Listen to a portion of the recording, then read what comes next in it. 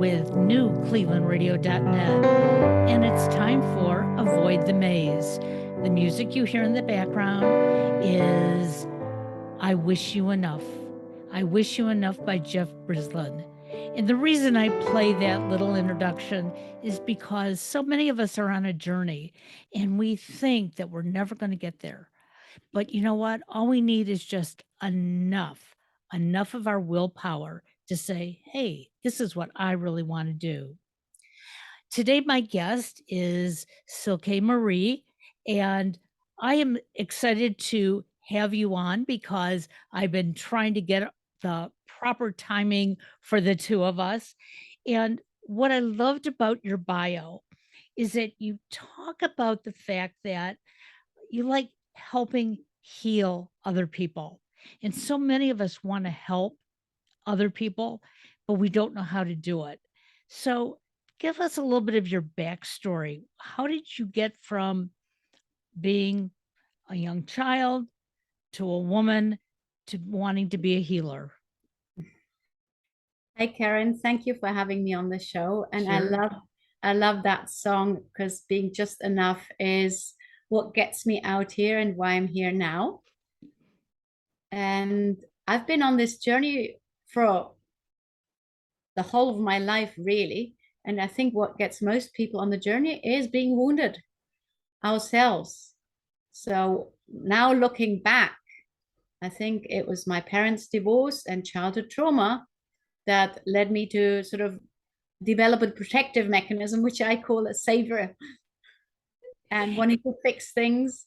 And I ended up studying osteopathy more or less by chance. I was just looking for some medical training to back up my yoga teacher's training. But this looking for a deeper meaning to life was something certainly inspired by what happened to me in my childhood. And I'm very grateful for this now because it's given me the privilege to see all types of problems and over more than 20 years help so many people. Right. So, what I find interesting is sometimes we hear of somebody's backstory, um, coming from a divorced family, maybe abuse, maybe, so many different things. And we think, wow, they're never going to get ahead because, hey, they had all these stumbling blocks. But yet, what I'm finding since I've been doing Avoid the Maze, there are so many of us who have said, okay, yeah, I've been down, I've been out, but that's not where I want to be. And that's not where I want to end up.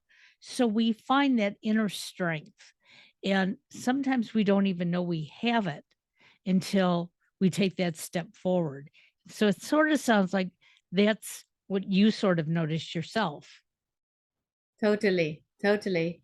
But then it's all right if you fix other people. But at the end of the day, I was also looking for healing for myself. And it was not until about 20 years later, I sort of got inspired to put together all the tools that I'd studied and learned over the years, and then become more of a coach and a facilitator to really help people heal themselves. So when a client comes to you, typically how do they find you? How do they know that, oh, you're the one for me? I'm very, very privileged because it's literally all been word of mouth. I've been in the same place for over 20 years. So by now I have generations of families coming to see me, and the word just passes around. And quite often I find, because I've been more on the coaching journey, I've put my inner message out that I want to help more people that want to help themselves, that don't just want fixing, but they want to have tools. So somehow, since I've made that shift, I attract more of those clients, and it's just beautiful how it works out that way. You know, I love how you say that, people who want to help themselves, because I think we are the most successful when we create that toolbox, when we follow some guidance, but we don't expect the coach, the therapist, the doctor to transform us because we're the only ones who know who we want to be. Exactly. And nobody knows better than the client or ourselves. I really love it when people want to know more. And there is a good place for this holding and fixing. I mean, I go and see an osteopath, I go and see a healer, because we all need this holding. We need somebody to be present with whatever we are holding and hold the space for us so our bodies can do the healing. That's for the part that needs undoing. But then there's this whole other part of tools that are just to use to train your mind, to structure your day, and to that you can practice yourself, which, and this is what I do every day. So I love to share this with other people. And I think the majority of us really have the ability to make the changes that can make us better in our own minds. I just took a 6-week course about personal intelligence. In the first couple weeks, I think there were like about 12 of us in the group. We kept saying that we were doing things wrong. And our coach, our guide, kept saying, "What are you doing wrong?" And I kept saying, "Well, I'm not following all the methodology." And the comment was, "Well, are you doing it wrong?"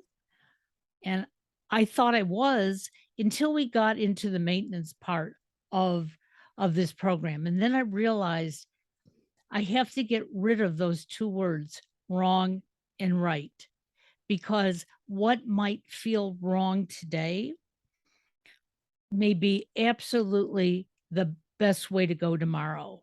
And so I love how coaches like yourself can, you know, hear the words that we're using and guide us to use other forms of words to be more positive and to feel the success that we're making. Exactly. I mean, right and wrong, good and bad, and positive and negative are all part of a polarity. And as you can say, it can change as time goes on. What might be good in one moment might not be good in another, and vice versa. So we don't always have the bigger picture of this. So one of the questions I love to work with is this question: if nothing was right or wrong, what would you do? So when a client comes to you for the first time and um, they feel like something just isn't right in their life, they're not sure if it's their job, their family, their health, they come with this big ball and they say, "Hey, I've got all these things, but I don't know which one to fix first." Um, how do you guide them then? Because I know the first time sat down with the coach, that was my first thing I did. I came in and I actually had this rubber band ball, and we were doing it on Zoom, and I held it up and I said, "This is me." And she said, "Well, okay. Can you take one of the rubber bands off?" Mhm. And I said, "Which one?" And she said, "I don't know. You choose." And I found that every time we met, I was just taking off another rubber band because that was my way of looking at the things I wanted to change. And recently I put some of those rubber bands back on. So Okay. how do you help a client who is saying, "I don't even know where to start"? Well, if nothing was right or wrong, again, it doesn't really matter where you start. I can ask people, so let's look at the different area of your life, your health, your family and friends, your social life, your finances, your job, your vocation, the relationship with you. And they just put numbers out of 10. And then you look which number is the lowest. So some people might say, "Oh, I come for my relationship problem," yet their financial stress is far bigger and it's actually affecting the relationship. And since we are all interrelated, it doesn't matter where we start.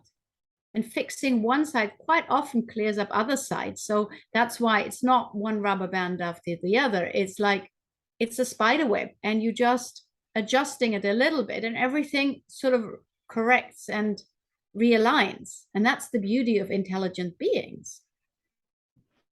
So I read here that you are into kinesiology, um, shaman healing, can you give us a little bit of background what those are so that our listeners, can have a better understanding? Totally. My study background is an osteopath, so I look at very much physical problems, quite often skeletal problems, but also psychological and organ problems. And as an adjunct to that, I have studied kinesiology, which is muscle testing. It's asking the body questions, and it's to find blockages or to see where are those knots on a subconscious level. This is what I do when somebody comes to me more for therapy. And with shamanic healing, it can be done at a distance. And it's quite often when nothing else works that I literally become a channel for the soul of that person. And I literally, it's like Google Universe. I channel the information that the soul needs, plus the healing that that soul needs, which is why it can be done to somebody who doesn't even know, because the soul will always have to give permission. And it's quite amazing what can happen. It's quite amazing what happens just by contacting with the soul and channeling whatever is needed. And for those who may be non-believers, one of the things I have to say is that it's when you put something out in the universe, Mhm. your energy goes somewhere. Somebody else, something else can pick that up and can transform that. And it may not even be something that you recognize as actually happening. Um, this happened actually for me last week. I was going in for surgery, and I had no pain going in. I was a little skeptical that I really had to have it, but when I saw all the medical notes, I realized I did. Um, and typically, if I've been in the hospital and having surgery, I'm I'm in a panic. Okay, my hands sweat, I'm shaking. Um, I keep asking my husband, do you love me? Like, I think I'm about to die. But this time, I just sort of let it out there. If this is something that needs to be done, it's going to get done. I'm going to get through it. And I was responding to all the people in pre-op very calmly. And I almost felt like I was watching myself. And I told my husband afterwards, I said, I don't know who that person was lying in the bed, Mhm. waiting to go into surgery. I said, because I was calm. I just gave it up to a larger power. And he said, you were very different. He said, you know, you weren't, picking at your IV. You weren't talking about, that you were afraid you were gonna, come out feeling worse. And I said, no, I just gave it all up. And since Thursday, I've done that a couple of other times when things have started to bother me. It's like, I'll just let it happen. So Wow. I want people to know that I've been the skeptic most of my life. If somebody would have told me I would feel that way, I would have said, absolutely not. Because I was always the one who felt like I had to dig deep and let it all out and come up with 20 different solutions. And what did I do? I drove myself crazy, is what I was doing. In fact, I made myself ill a number of times doing it that way. Mhm. So if I were to come to you like that, Mhm. um, is there something that you can say or do that can sort of like put me in that comfort zone of, you know, you can't deal with everything at once? Totally, totally. Yeah, I mean, you intuitively just did it. There is our what we call our conditioned self, so which is the one that's afraid, that's finding solutions, that has opinions and judgments about what's happening, and according to those opinions and judgments, you react accordingly. And it's very much conditioned by things that happen to us. Yet there's always that opportunity to change level and go in that meta position where you're just the observer that's calm and detached and has faith or whatever. And I mean, you don't have to be religious for that. That we can do that. We're the only species that has this ability to consciously dissociate and make a choice about how we react. So what you did is you just connected to that part, and then the other part sort of went through the motions without being so affected. So well done. Well, I think it's the first time in my life that I didn't have that judge sitting on my shoulder telling me, what to do and how to do it or why I was doing it right or wrong. It was almost like a year of working with coaches on this program. Um, a couple of months of being in a group learning positive intelligence. It finally came together. And it's like, if I can do it after all these years of being a skeptic, I think anybody can. Um, and it's very healing. It actually can take the aches and pains away that some of us feel. So, how can our listeners find you if they want to either work with you, know more about you? Um, do you have a website? How can we find you? Sure. When I was in my victim mode and I was in desperate need of the healing, all these tools that I had studied over the years came together, and there was a name that came with it called Crazy Healing. And at the time, this was long before the crazy times we're in now. I thought this was impossible to go out into the world with this crazy name. Yet times have changed, and crazy has become the new normal. And crazy means nothing else than changing perspective. And so to remind ourselves that we are already whole anywhere at all times, it's just when we lose that perspective of our wholeness, that's when we become ill, that's when we get stressed, that's when we have tension. So if you look at crazyhealing.eu, you'll find my website. You can book an appointment under my name, Silke Marie Haas. I also got the YouTube channel where I share some exercises for people who have physical ailments. And I'm, of course, on social media with Crazy Healing or under my name. And I'd love to hear from everybody. And I think it's so exciting in these crazy times that we can communicate and be in touch with people all around the world. I remember when I was growing up, if you were going to see a doctor, a therapist, a counselor of any kind, you had to get in your car and drive to an office, and you sat there for maybe, a half hour or an hour. But today, we can find what we can connect to throughout the whole world. And there you are in Europe, okay? And we are here in America, and we're talking the same language. And I'm not even meaning that we're talking English, but we're talking about the same things together. We all experience these ups and downs in life. And I love the fact that you use the word crazy because um, things are really not the way that I know I was told they were going to be when I was growing up. And that doesn't mean they're wrong. They're just different. Exactly. And in a way, one of the gifts of these times has been that we've gone out of our comfort zone and learned to connect to each other through Zoom, through internet, and knowing that energy doesn't have any boundaries. So we can equally work via a new medium, even though it's new to us and we have to get used to it. Absolutely. Well, I want to thank you for joining us today.